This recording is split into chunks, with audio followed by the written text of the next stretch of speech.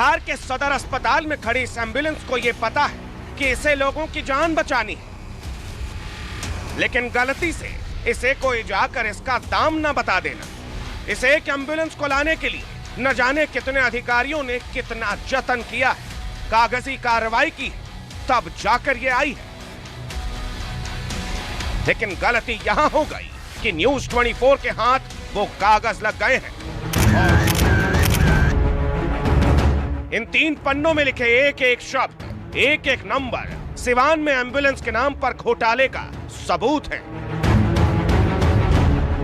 Maruti eco ambulance के लिए 7,09,850 रुपए का बिल बनाया गया, लेकिन इसके बाद एक बिल और बनाया गया 6,72,000 रुपए का। 6.25 लाख रुपए लिए किस नाम पर गए, अब जरा वो देखिए। फार्मेसी एंड मेडिसिन के लिए कैबिनेट, अटेंडेंट के लिए पीछे seat belt, oxygen panel, medical equipment के लिए कैबिनेट, फायर एक्सटिंग्विशर और 2 सायरन। लेकिन जब हमने इंटरनेट पर मारुति इको एम्बुलेंस के बारे में देखा तो 7 लाख में ये सभी चीजें पहले से ही एम्बुलेंस में लगी रहती हैं। तो फिर इसके लिए अलग से 6.25 लाख रुपए क्यों दिए गए, किसने दिए और कैसे दिए? अब बिल के दूसरे पन्ने पर दर्ज दूसरा घोटाला देखिए।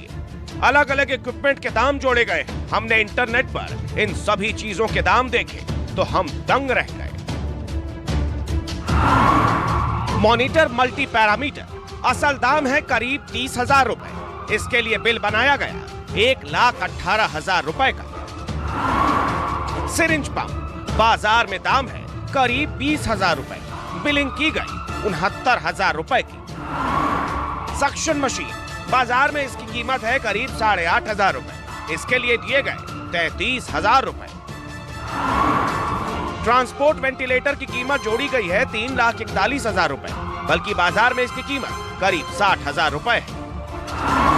इको एम्बुलेंस में पेशेंट और ड्राइवर के पार्टीशन के लिए चार्ज कर लिए गए 1,24,000 रुपए, जो पहले से इको में होती है। तो फिर इसके पैसे क्यों जोड़े गए? अगर इन सभी चीजों के सही दाम भी अलग से जोड़ दे तो 7 लाख की इको एम्बुलेंस प्लस 30,000 की मॉनिटर मल्टी पैरामीटर प्लस 20,000 का सिरिंज पंप, सक्शन पंप के 8,500 रुपए, यानी कुल मिलाकर 7.5 लाख रुपए ही होते हैं। ऐसे में 21 एम्बुलेंस की खरीद की गई थी। ये एम्बुलेंस किसके सौजन्य से आए थे, अब वो भी समझिए। सिवान में एम्बुलेंस की खरीद की अगर हम बात करें तो सिवान में एमएलसी टूनाजी पांडे के द्वारा, जैसा कि उन्होंने बताया, 17 एम्बुलेंस दिए गए हैं। वहीं सिवान के पूर्व विधायक, जो सिवान के पूर्व विधायक हैं व्यासदेव प्रसाद के द्वारा, उनके द्वारा 2 एम्बुलेंस दिए गए हैं और जीरादेई के पूर्व विधायक रमेश सिंह कुशवाहा के द्वारा 2 एम्बुलेंस दिए गए हैं। यानी टोटल 21 एम्बुलेंस सिवान में इन समय उपलब्ध हैं और अलग अलग जगहों पे चलने की बात कही जा रही है। अब समझिए कि घोटाला है कितना बड़ा। एम्बुलेंस के सभी उपकरणों को मिलाकर करीब 7,50,000 रुपए का खर्च पड़ रहा है। एक एम्बुलेंस के लिए दिए गए 21,84,000 रुपए। लिए गए 21 एम्बुलेंस तो कायदे से खर्च होना चाहिए था 1,57,00,000। लेकिन अगर डीपीओ साहब ने 21,84,000 की रेट पर सभी 21 एम्बुलेंस की खरीद की है तो कीमत पहुंच जाएगी 4,58,00,000 रुपए। यानी अगर 21 एम्बुलेंस की खरीद इसी बिल के आधार पर की गई है तो घोटाला करीब 3 करोड़ रुपए का हुआ है। और इसी कागज से यह भी साफ हो रहा है कि यह घोटाला हुआ है डीपीओ राजीव कुमार के दस्तखत से। सबसे पहले आपको वो सरकारी ऑर्डर दिखाते हैं जिसका साफ उल्लंघन किया गया। यह सरकारी ऑर्डर की कॉपी है। इसमें हिंदी में लिखा है, जो सामग्री जेम पोर्टल पर उपलब्ध है उन सभी चीजों की खरीद प्राथमिकता के आधार पर जेम पोर्टल से किया जाए। डीपीओ यानी डिस्ट्रिक्ट प्लानिंग ऑफिसर को जेम पोर्टल पर रजिस्टर होकर इसे खरीदना है। जेम का मतलब है गवर्नमेंट ई मार्केट प्लेस। सरकारी अधिकारी यहां से सामान खरीद सकते हैं। इस पोर्टल से ऑक्सीजन गैस और मेडिकल इक्विपमेंट खरीदे जा सकते हैं। कायदा यही कहता है कि जेम की वेबसाइट से ही डीपीओ सिवान को एम्बुलेंस खरीदनी थी, लेकिन डीपीओ साहब ने ऐसा नहीं किया। अगर किया होता तो जो एम्बुलेंस करीब 22 लाख में खरीदी गई है वो 8.5 लाख रुपए में मिल जाती। इसी हाल में, इसी कंडीशन में, ठीक इसी के जैसी जेम पोर्टल पर एक एम्बुलेंस की कीमत है 8.5 लाख रुपए। बिल में एक एम्बुलेंस की कीमत दिखाई गई 21,84,000 रुपए, यानी एक एम्बुलेंस पर 13,34,000 का घोटाला हुआ। अगर जेम पोर्टल से 21 एम्बुलेंस सही दाम पर खरीदी जाती तो कुल कीमत 1,78,00,000 रुपए होती। लेकिन अगर 21 की 21 एम्बुलेंस जो खरीदी गई है वो इंद्रासन ट्रेडिंग कंपनी से 21,84,000 रुपए की खरीदी गई, तो एम्बुलेंस के लिए भुगतान हुआ 4,58,00,000 रुपए। ऐसे में घोटाला पहुंच जाता है 2,80,00,000 रुपए का।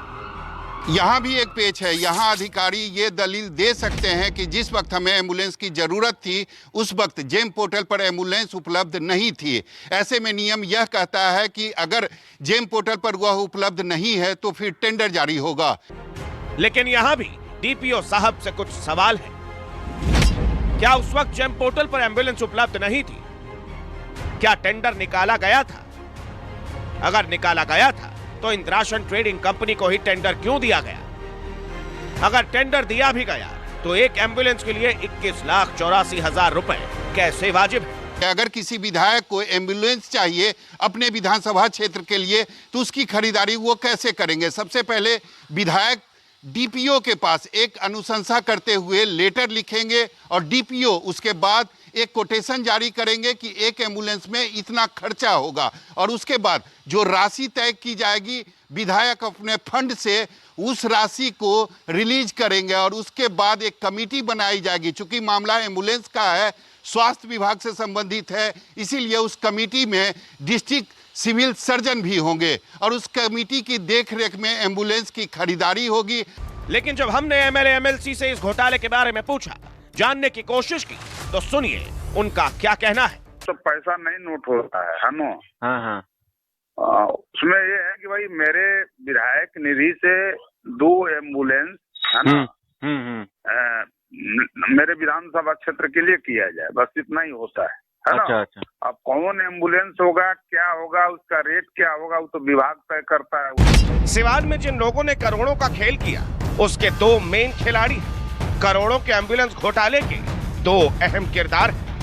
पहला किरदार इंद्रासन ट्रेडिंग कंपनी। ये वो है जिनके लेटर हेड पर बिल बनाया गया है, जिसे चेक से पेमेंट भी कर दी गई। इतना ही नहीं, हर एम्बुलेंस पर बड़े बड़े अक्षरों में भी लिखा है supplied by Indrasan trading company.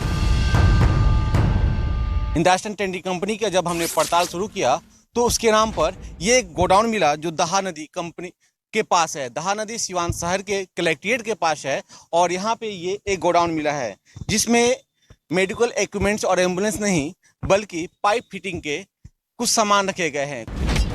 अब दूसरे किरदार से मिली। नाम है राजीव कुमार, सिवान के डीपीओ यानी डिस्ट्रिक्ट प्लानिंग अफसर। राजीव कुमार एम्बुलेंस कांड के वो किरदार हैं जिन्होंने इस बिल पर दस्तखत किए, जिन्होंने एक एम्बुलेंस के लिए 21,84,000 रुपए की मंजूरी दी। इन दोनों के अलावा कुछ और किरदार भी हैं। दरअसल एम्बुलेंस की खरीद से पहले जो कमेटी बनी थी उसमें सिविल सर्जन डॉक्टर यदुवंश कुमार शर्मा और तत्कालीन डिप्टी डेवलपमेंट कमिश्नर यानी डीडीसी सुनील कुमार मौजूद थे। मौजूदा डीडीसी दीपक कुमार है। इन तीनों का काम था इस बात को सुनिश्चित करना कि एम्बुलेंस आए, समय पर आए, सही दाम पर आए, उसमें सही उपकरण लगे हों। लेकिन जो सबूत सामने आ रहे हैं उससे तो यही साबित होता है कि इन लोगों ने अपने काम को ईमानदारी से नहीं किया है। सिवान तो एक नजीर है, एक आईना है। सवाल यह है कि आखिर ऐसा एम्बुलेंस घोटाला कहां कहां चल रहा है? एम्बुलेंस के नाम पर ऐसा खेल बिहार के कितने जिलों में चल रहा है? एक साइन से जनता के पैसे कहां कहां उड़ाए जा रहे हैं? न्यूज 24 पर जब ऑपरेशन कागज का खुलासा हुआ तो पूरा का पूरा महकमा हिल गया, हड़कंप मच गया।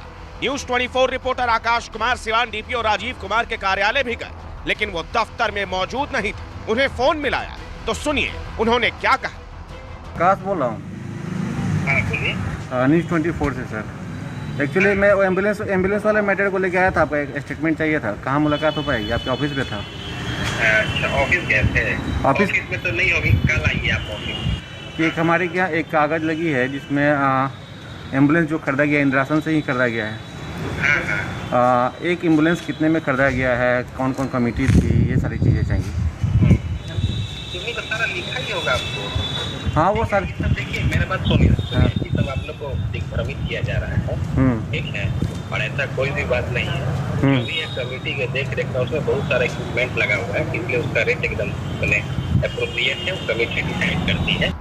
डीपीओ साहब के साथ साथ सिविल सर्जन साहब भी नदारत है। सूचना के अनुसार ये पता चला कि जब ये खबर चली उसके बाद से इस सारे वैन को हटा दिया गया है। ये जो 6 वैन यहाँ दिए गए थे, ये वैन कहाँ गए हैं, कहाँ रखे गए हैं, इसकी जानकारी नहीं है। तो एक बड़ा असर देखने को मिल रहा है कि जो 100 पीस में अस्पताल के इस प्रांगण में जो लगी थी, जो तस्वीरें आप स्क्रीन पे देख रहे हैं, वो जगह यही है जहाँ पे ये 5-6 गाड़ियाँ लगातार लगाई गई थी। जो एम्बुलेंस वैन थे वो अभी कहाँ हैं, ये बड़ा असर हुआ है। सिवान सदर अस्पताल प्रशासन ने इस वैन को कहां भेज दिया है, इसका जवाब लेना बाकी है। फिलहाल सीएस अभी भी अपने कार्यालय में नहीं है। अपनी विधायक निधि से 2 एम्बुलेंस देने वाले पूर्व विधायक रमेश सिंह कुशवाहा भी जांच की मांग कर रहे हैं। मुझे जो ज्ञात हुआ है कि 2 एम्बुलेंस सिवान में आ गई है। रही बात घोटाले की, बगैर जांच के हम कैसे कह सकते हैं कि घोटाला हुआ है कि नहीं हुआ है? जांच होगी तो सारी चीजें सामने आएगी। जांच की मांग तो सभी कर रहे हैं, लेकिन सवाल ये उठता है कि आखिर ये घोटाला हुआ क्यों? ये तो सिर्फ सिवान का एक मामला सामने आया है। इससे पहले कि और ऐसे मामले सामने आए, नीतीश बाबू पता लगाइए ऐसे कितने अधिकारी, कितने अफसर, कितने नेता बैठे हैं जो जनता के पैसों से अपनी जेब भर रहे हैं। सिवान से आकाश कुमार के साथ ब्यूरो रिपोर्ट, न्यूज़ 24।